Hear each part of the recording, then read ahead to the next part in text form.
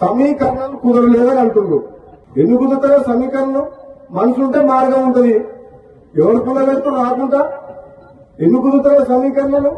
నీకు నీకు నన్ను పార్టీలో తీసుకున్నప్పుడు కదా మీ ఇద్దరు అర్థం ఉన్నాను కదా, తెలుసుగా.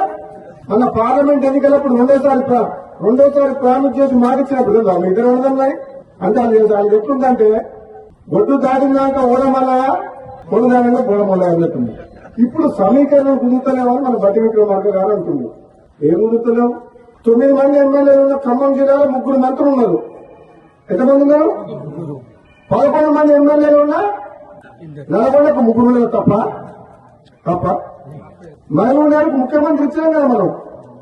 రేవంత్ రెడ్డికి ముఖ్యమంత్రి ఇచ్చినప్పుడు ఇద్దరన్న మీద తప్పేంది?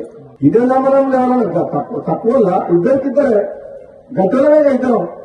నేనేమంటున్నా, పదవి ఎవరికి ఎప్పుడు ఇవ్వాలని కాంగ్రెస్ పార్టీ అధిష్టానం నిర్ణయం తీసుకుంటది. ఆలస్యమైనా సరే నేను ఓపిక పడుతున్నా.